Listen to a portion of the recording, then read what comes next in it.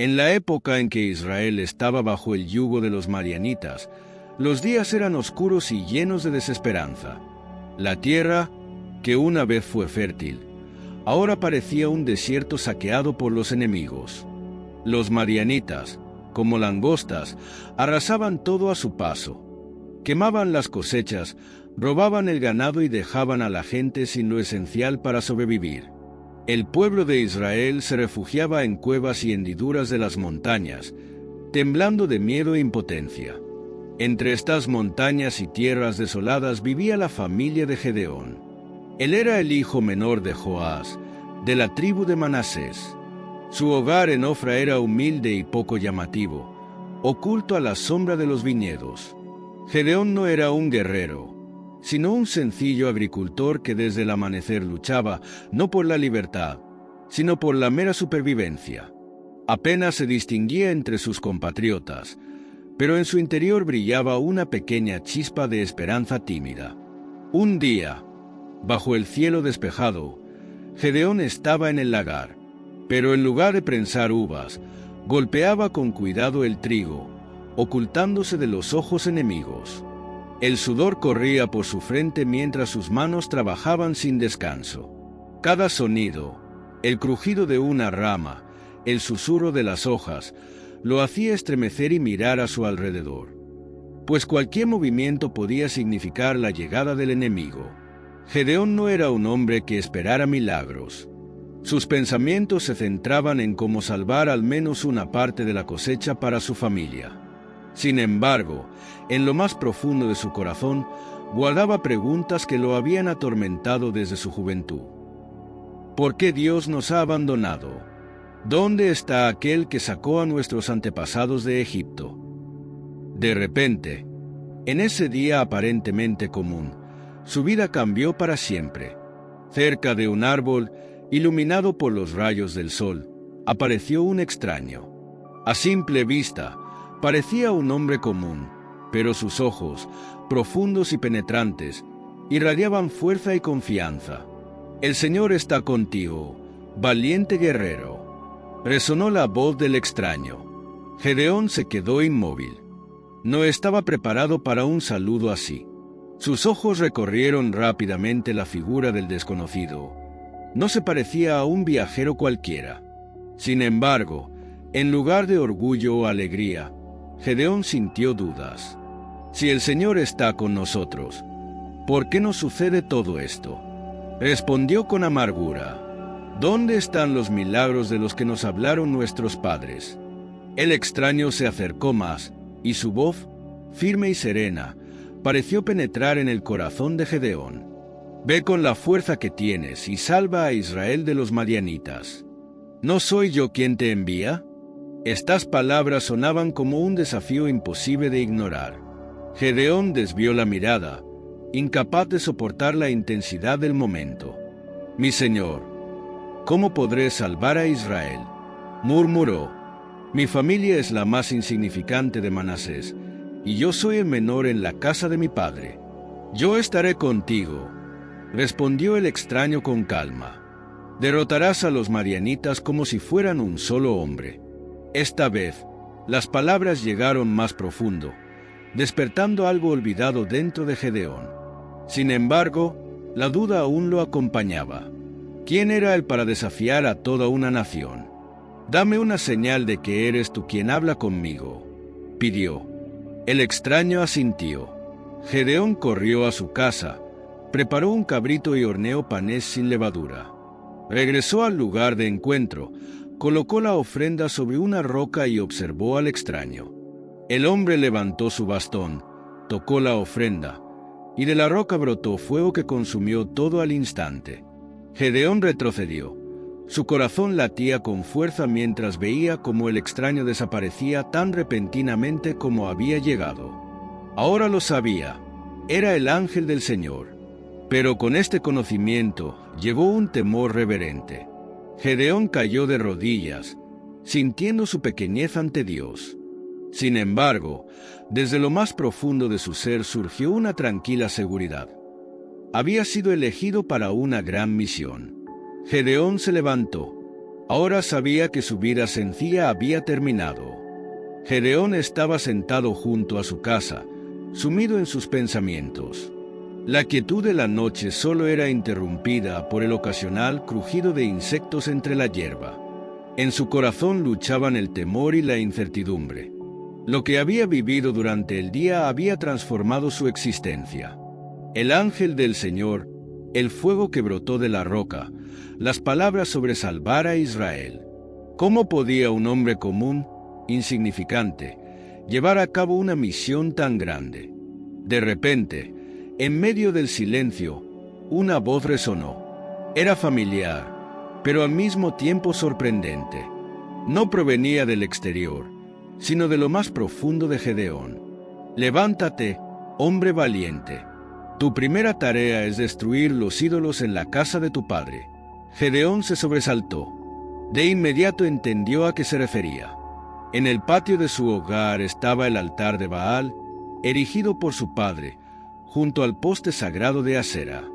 Estos símbolos eran un recordatorio de los errores de su pueblo, parte del olvido de Dios que había arraigado en sus vidas.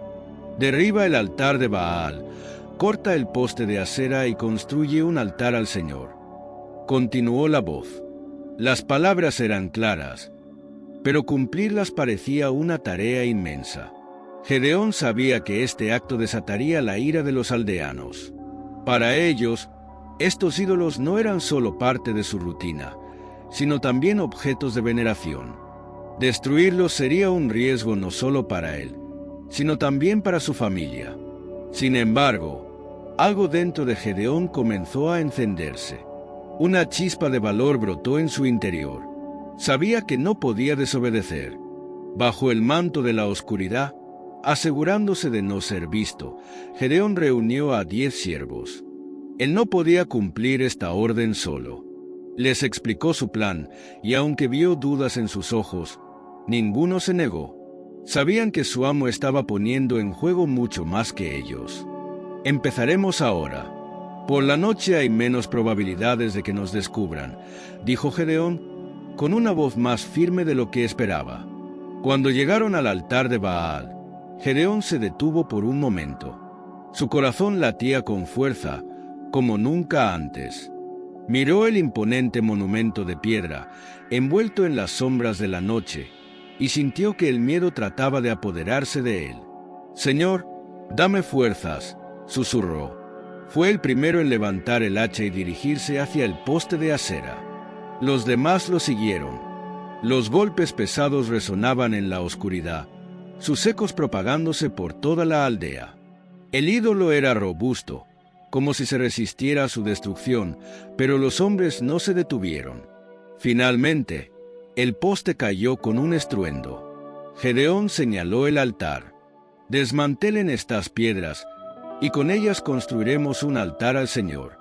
Los hombres trabajaron con rapidez, en silencio, conscientes de la gravedad de lo que estaban haciendo. Las piedras del altar que una vez fue dedicado a Baal ahora se convirtieron en la base de un nuevo altar. Gedeón colocó un toro que había preparado y lo ofreció en sacrificio. Las llamas, encendidas por sus manos, iluminaron la noche, consagrando el lugar al único Dios verdadero. Cuando el amanecer bañó la aldea con su luz, los habitantes se reunieron en torno a las cenizas. El altar de Baal había sido destruido y el poste de Asera cortado.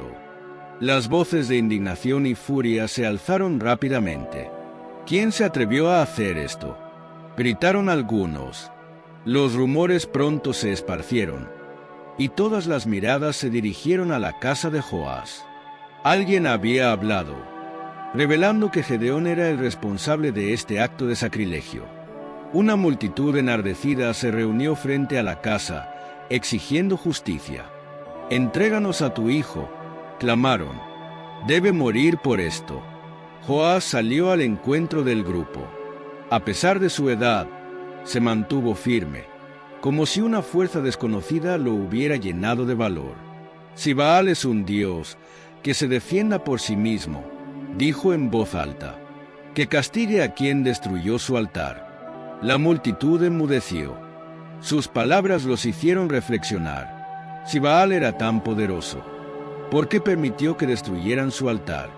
Poco a poco, los aldeanos comenzaron a dispersarse, aunque su descontento no desapareció por completo. Gedeón observó todo desde la distancia. Su corazón aún latía con fuerza debido al temor, pero las palabras de su padre le dieron confianza.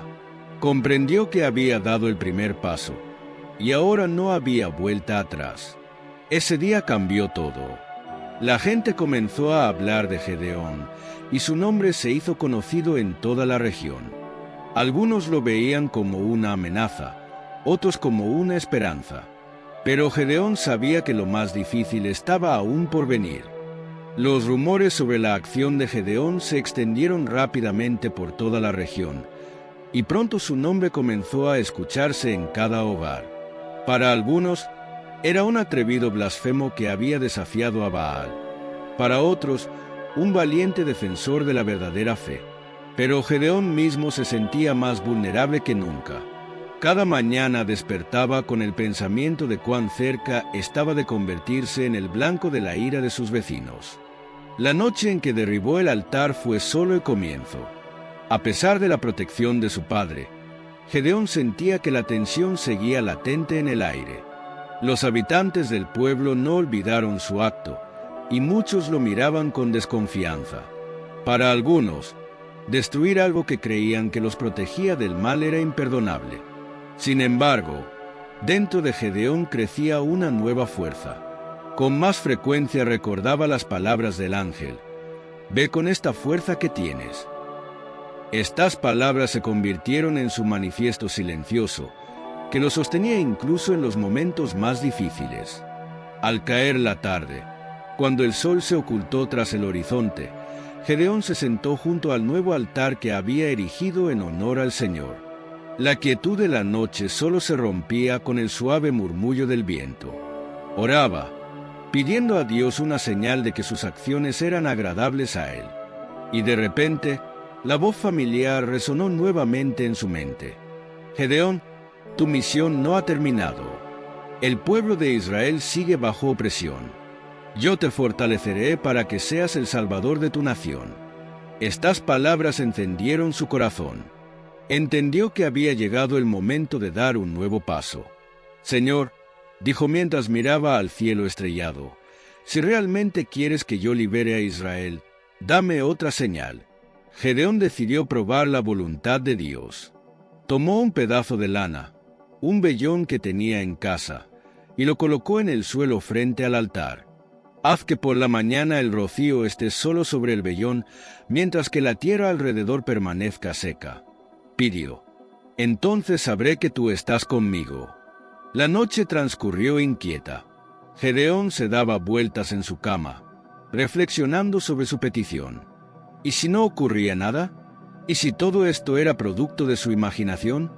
Al amanecer, se levantó y, con el corazón latiendo con fuerza, se acercó al altar. El vellón seguía en el lugar donde lo había dejado. Gedeón tocó con cuidado la lana, y de inmediato sintió como el agua goteaba de ella. El vellón estaba empapado, como si hubiera sido sumergido en agua, pero la tierra alrededor estaba completamente seca. Su corazón se llenó de asombro y reverencia, pero aún quedaban dudas en su interior. «Perdóname, Señor, si estoy pidiendo demasiado», dijo, «pero dame una señal más. Esta vez, que el vellón permanezca seco mientras la tierra a su alrededor esté cubierta de rocío». Con este pensamiento, se acostó nuevamente, aunque sus pensamientos eran más agitados que antes. Cuando amaneció, Gedeón volvió al altar. Sus pasos eran lentos, y cada uno resonaba en su pecho como un tambor. Se inclinó y tocó el vellón.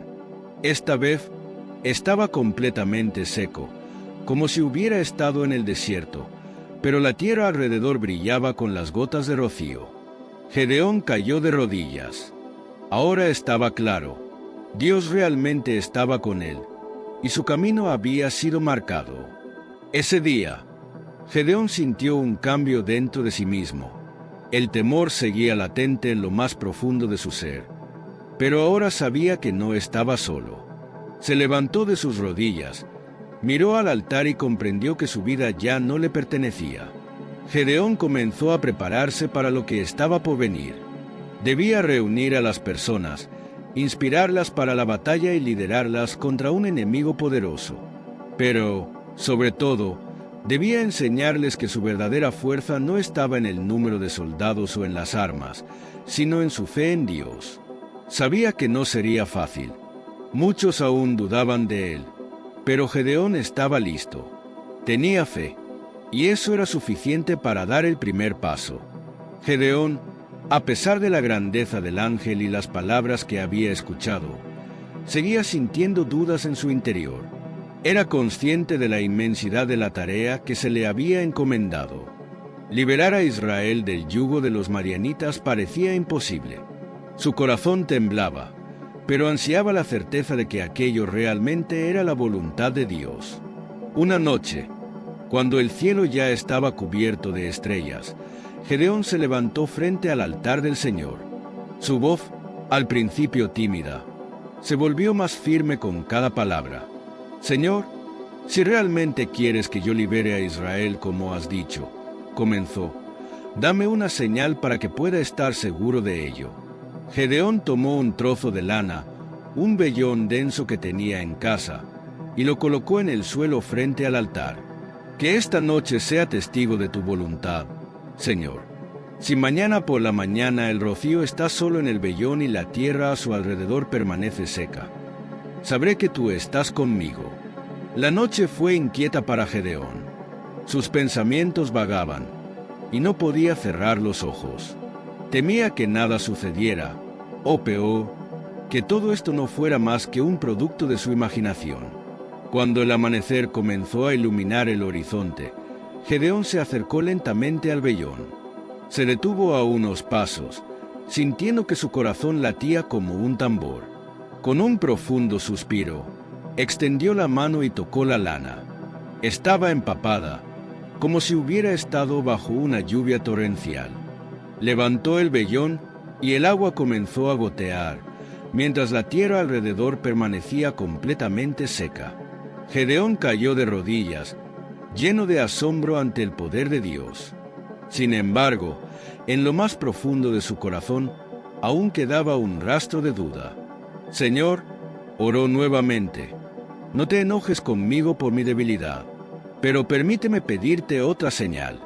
Esta vez, que el vellón permanezca seco y la tierra alrededor esté cubierta de rocío». Su petición fue humilde, y Dios la escuchó. Esa noche, Gedeón apenas pudo dormir, esperando ansiosamente la mañana. Cuando los primeros rayos de sol comenzaron a iluminar el cielo, se acercó nuevamente al altar. Sus pasos eran lentos, como si cada segundo se alargara hasta la eternidad. Tocó el vellón. Esta vez estaba completamente seco, como la arena del desierto, mientras que la tierra alrededor brillaba cubierta de gotas de rocío. Levantó la vista al cielo, y su corazón se llenó de confianza. Ahora sabía con certeza, Dios estaba con él. Gedeón regresó al campamento con una renovada determinación. Las palabras del ángel ahora resonaban en su corazón como un llamado que no podía ignorar. «El Señor me ha dado un signo», dijo a sus hombres. «Ahora sé que no estamos solos. Dios está con nosotros, y veremos su victoria». Su confianza se convirtió en inspiración para aquellos que lo rodeaban. Gedeón sabía que la prueba más grande aún estaba por venir, pero ya no sentía temor, porque Dios le había dado la respuesta que necesitaba. El campamento de Gedeón crecía cada día. Hombres llegaban de todos los rincones de Israel para unirse al ejército que estaba dispuesto a enfrentarse a los madianitas. Con espadas, lanzas y una fe simple en la victoria, llenaron el valle. Gedeón contó aproximadamente 32,000 soldados. Era un número mayor del que jamás había imaginado. Pero al mirar el vasto ejército enemigo, comprendía que incluso esa fuerza podría no ser suficiente. Esa noche, bajo el manto estrellado, el Señor le habló. «Hay demasiados hombres, dijo Dios. Si Israel gana con este número, podrían pensar que la victoria es por su propia fuerza y no por la mía. Gedeón quedó inmóvil. Reducir el ejército parecía absurdo, pero sabía que debía confiar en el Señor. Por la mañana, Gedeón reunió al ejército y, con voz fuerte, se dirigió a ellos. Si alguno de ustedes tiene miedo o no está seguro de sí mismo, puede regresar a casa. El Señor no los juzgará por ello, pero esta batalla requiere valentía. Por un momento, hubo silencio en el campamento. Los hombres se miraron entre ellos, algunos con dudas en los ojos. Luego, el primer grupo comenzó a retroceder, rompiendo la quietud. Poco a poco, más hombres siguieron. Al caer la noche, 22,000 soldados habían abandonado el campamento, dejando solo 10,000. Gedeón los observaba irse con un peso en el corazón. Cada par de pies que se alejaba parecía llevarse consigo una parte de su esperanza. Pero nuevamente escuchó la voz del Señor. Aún son demasiados. Llévalos al agua, y allí te mostraré quién debe quedarse. Al día siguiente, Gedeón condujo a los 10,000 soldados hasta un río cercano. Los hombres, cansados y sedientos, se apresuraron a beber. Algunos se arrodillaron y hundieron sus rostros directamente en el agua. Otros, en cambio, recogieron el agua con las manos, llevándola a sus labios mientras permanecían atentos a su alrededor. Gedeón los observaba con cuidado, siguiendo las instrucciones del Señor. Cuando todos hubieron saciado su sed, contó, solo 300 hombres habían bebido con las manos. Entonces el Señor le habló de nuevo. Con estos 300, salvaré a Israel de los madianitas. Envía al resto de vuelta a casa. Gedeón reunió a los hombres que quedaban y les dijo, ustedes han sido escogidos por el Señor. Esto no significa que sean más fuertes o mejores que los demás. Significa que a través de ustedes, Dios mostrará su poder. Somos solo 300, pero eso es suficiente porque el Señor está con nosotros. Las palabras de Gedeón inspiraron a los hombres. Comprendían que su misión era especial y creían que Dios no los abandonaría. Mientras tanto, los miles de soldados que fueron enviados a casa partieron con corazones pesados, pero con respeto por la decisión de Gedeón. Esa noche, mientras la oscuridad cubría el valle, Gedeón se quedó a solas con sus pensamientos. Ahora contaba con un pequeño grupo de hombres y sabía que no sería la fuerza, sino la sabiduría, lo que les daría la victoria contra el gigantesco ejército madianita. En oración, clamó nuevamente al Señor: muéstrame cómo librar esta batalla. Fortaléceme para no dudar. El Señor respondió con claridad, dándole un plan tan simple como inesperado. Toma trompetas, antorchas y cántaros. Con ellos, verás cómo te doy la victoria. Gedeón se levantó con una nueva determinación. Comenzó a preparar a sus hombres para lo que sería una de las batallas más extraordinarias de la historia de Israel, una batalla donde el pueblo aprendería que la verdadera victoria siempre proviene del Señor. La noche era fría y sin luna. La oscuridad cubría como un manto espeso el valle donde acampaban los madianitas. Sus fogatas brillaban a lo lejos, y parecía que el ejército enemigo llenaba toda la tierra. Gedeón estaba de pie en una colina, contemplando la multitud de tiendas y escuchando el murmullo distante de sus voces. En esa noche, se decidiría el destino de Israel. Junto a él estaban sus 300 hombres, gente sencilla con antorchas, cántaros de barro y trompetas en lugar de espadas. Gedeón les explicó el plan que Dios le había dado. Era una estrategia que desafiaba toda lógica humana, pero Gedeón ya no tenía dudas. Recuerden, esta no es nuestra batalla, sino la del Señor, dijo. Cuando escuchen mi señal, levanten sus antorchas, rompan los cántaros y toquen las trompetas. Griten, la espada del Señor y de Gedeón. Gedeón dividió a sus hombres en 3 grupos y los envió a diferentes flancos del campamento enemigo. Sus pasos eran silenciosos y solo el crujir ocasional de una rama bajo sus pies rompía la calma. Gedeón lideraba a su grupo, sintiendo como su corazón latía con fuerza, pero también una paz que venía de Dios. Cuando cada grupo llegó a su posición, Gedeón levantó la mano, dando la señal. Los 300 hombres se prepararon, sosteniendo con firmeza sus inusuales armas. Ahora, ordenó Gedeón. En un instante, el silencio de la noche se rompió. Los cántaros de barro cayeron al suelo con un estruendo, revelando las antorchas encendidas. La luz iluminó el valle, y el sonido de las trompetas resonó en todas direcciones.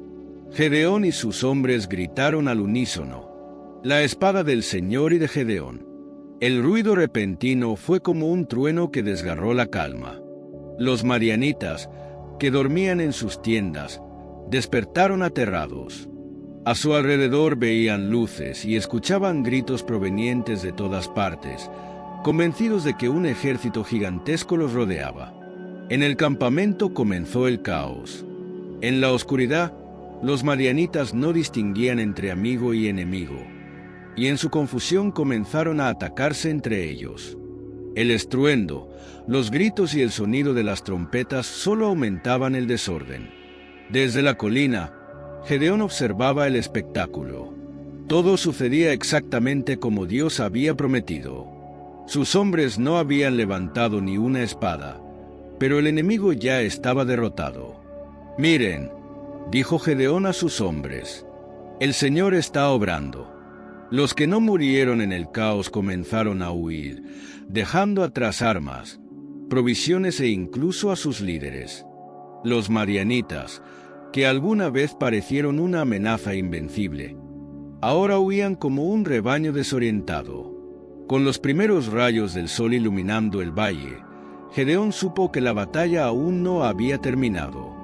Aunque el enemigo estaba derrotado, muchos madianitas, incluidos sus líderes, Zeba y Zalmuna, habían logrado escapar. «No debemos detenernos», dijo Gedeón a sus hombres. «El Señor los ha entregado en nuestras manos, y terminaremos lo que Él ha comenzado». Reunió a sus hombres y los condujo en la persecución de los restos del enemigo. A pesar del cansancio, los guerreros de Gedeón estaban llenos de determinación. Sabían que esta victoria no era suya, sino un regalo de Dios. Esa noche marcó un punto de inflexión no solo para Gedeón, sino para toda Israel. La fe en el Señor, que había sido débil y tambaleante, ahora era firme. El pueblo entendió que, incluso en los tiempos más oscuros, Dios nunca abandona a los suyos. Gedeón miró a sus hombres y vio en sus rostros la alegría y la inspiración. Aquella no era solo una victoria militar, era un renacimiento de la fe. El pueblo había aprendido que su fuerza y salvación venían únicamente de Dios. Aunque quedaba la tarea de acabar con los líderes enemigos, en el corazón de Gedeón ya resonaba un cántico de agradecimiento. La victoria había sido concedida, y sabía que el Señor estaba con ellos. Con los primeros rayos del sol, Gedeón y sus 300 guerreros emprendieron el camino, persiguiendo al resto del ejército madianita. El enemigo huía en pánico, dejando tras de sí un rastro, carros destrozados, armaduras abandonadas y las huellas de caballos agotados. Gedeón sabía que no podía permitir que los líderes madianitas, Zeba y Zalmuna, escaparan. Mientras vivieran, la amenaza para Israel seguiría presente. Los hombres de Gedeón estaban exhaustos tras la batalla nocturna, pero el miedo y la determinación los impulsaban. Cada uno entendía que la victoria no estaría completa hasta que el enemigo fuera completamente derrotado. «No se detengan», instó Gedeón a sus hombres al notar su fatiga. «El Señor ya nos ha dado la victoria, pero debemos terminar la tarea». En el camino, Gedeón llevó a sus hombres hasta la ciudad de Sucot. Su ejército estaba agotado, y necesitaban comida y agua para continuar con la persecución. «Den pan a mis hombres», pidió Gedeón a los ancianos de la ciudad: «Estamos persiguiendo a Zeba y Zalmuna, los reyes madianitas». Pero la respuesta fue inesperada. «¿Por qué habríamos de ayudarte?», preguntó uno de los ancianos. «Aún no has capturado a esos reyes. Vuelve cuando los tengas en tus manos». Gedeón apretó los dientes, pero no discutió. «Bien», dijo, «pero recuerden mis palabras. Cuando regrese con la victoria, los castigaré por este rechazo». Con las mismas peticiones, Gedeón se dirigió a los habitantes de Penuel, pero ellos también se negaron a ayudar. «No arriesgaremos nuestra seguridad por ti», respondieron. Gedeón solo asintió. «Cuando el Señor entregue a Zeba y Zalmuna en mis manos, destruiré su torre». Gedeón y sus hombres continuaron con la persecución. El camino se volvió más difícil. Se adentraban en el desierto, donde el calor y la falta de agua ralentizaban su avance. Sin embargo, Gedeón no permitió que la fatiga los detuviera. En el cuarto día, finalmente alcanzaron lo que quedaba del ejército madianita. Los soldados de Zeba y Zalmuna se habían asentado en un campamento, creyendo que el peligro había pasado. Gedeón esperó hasta la noche para lanzar su ataque. Con su resolución y la sorpresa de su ofensiva, volvió a derrotar al enemigo. Los restos del ejército madianita fueron aniquilados, y Zeba y Zalmuna fueron capturados con vida. Gedeón miró a los dos reyes, ahora atados y desarmados. ¿Pensaron que Dios había abandonado a Israel? Les preguntó. Ahora verán que el Señor es poderoso. Con los reyes cautivos, Gedeón regresó a Sucot. Los habitantes de la ciudad lo observaron con asombro mientras él conducía a Zeba y Zalmuna. Pero Gedeón no había olvidado su rechazo. «No ayudaron a su pueblo cuando más los necesitaban», dijo a los ancianos. «Ahora sentirán las consecuencias de su decisión». Los ancianos de la ciudad fueron castigados y los habitantes obligados a pagar tributo. Después, Gedeón se dirigió a Penuel. Allí cumplió su promesa, destruyendo la torre que simbolizaba el orgullo de la ciudad, y castigó a aquellos que habían rehusado apoyarlo. Que esto sea una lección para todos los que ponen su seguridad por encima de los planes de Dios, declaró Gedeón. Con la victoria sobre Zeba y Zalmuna y su regreso a casa, Gedeón sabía que los días de temor habían terminado para Israel. Sus 300 guerreros se habían convertido en un símbolo del poder de Dios, que se manifiesta no en la cantidad de soldados, sino en la fe. Sin embargo, en el corazón de Gedeón había un sentimiento agridulce.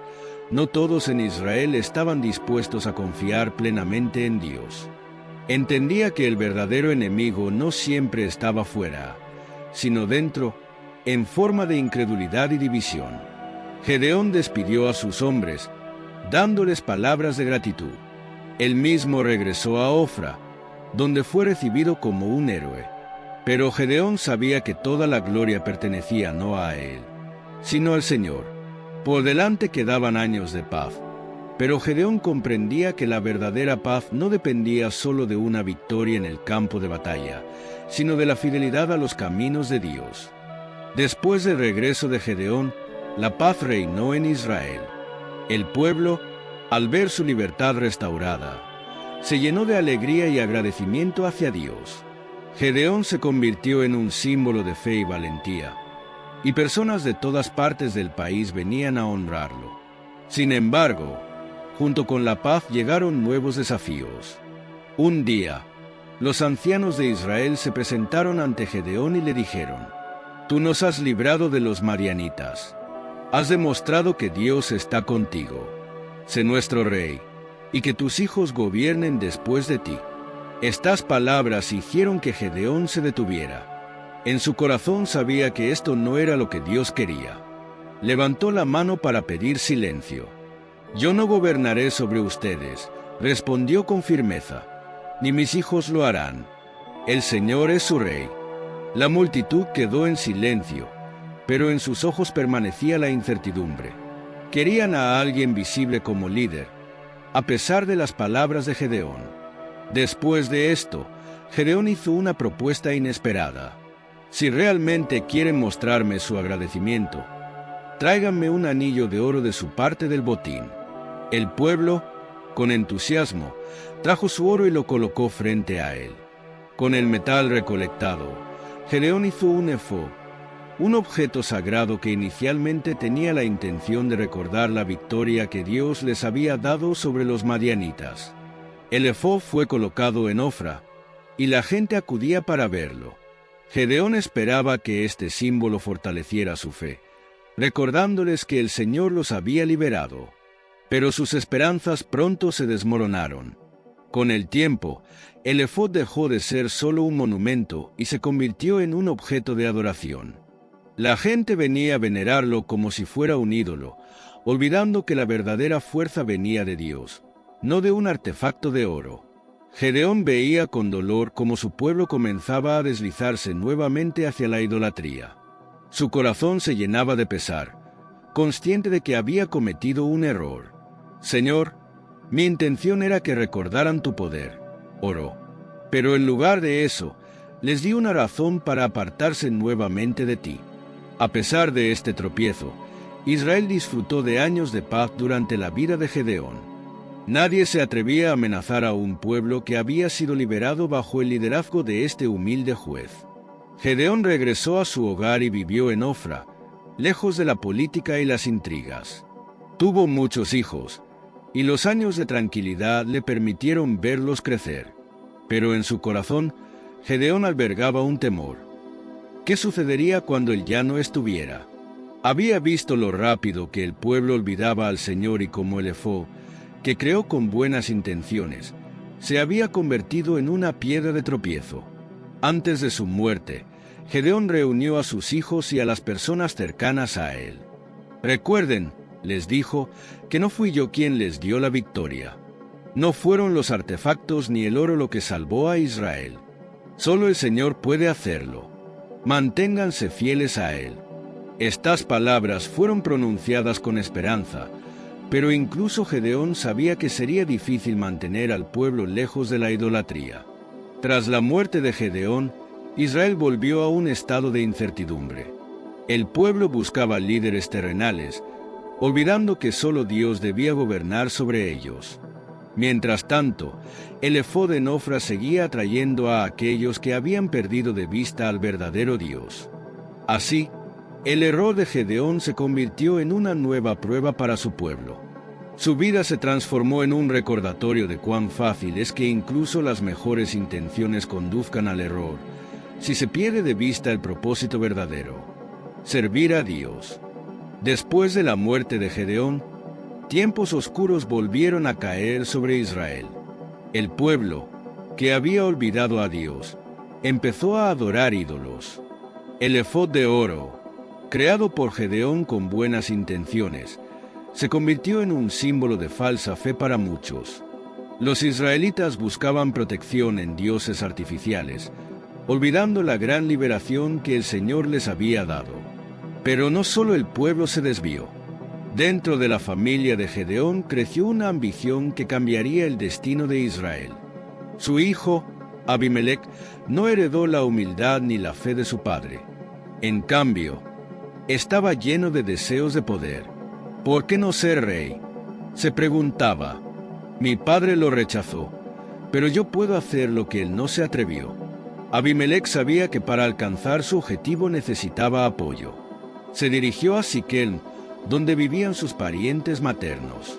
Allí reunió a sus familiares y comenzó a convencerlos. Yo soy su hermano. ¿No sería mejor que uno de ustedes gobernara, en lugar de los 70 hijos de Gedeón? Apóyenme, y seré su rey. Sus palabras tuvieron eco. Los habitantes de Siquem, viendo en Abimelec una oportunidad para consolidar su poder, aceptaron respaldarlo. Le dieron dinero del templo de Baal-Berit, con el cual Abimelec contrató hombres dispuestos a hacer cualquier cosa por él. El primer paso de Abimelec fue eliminar a sus competidores. Reunió a sus hermanos, los hijos de Gedeón, y en una brutal masacre los mató a todos, excepto a uno.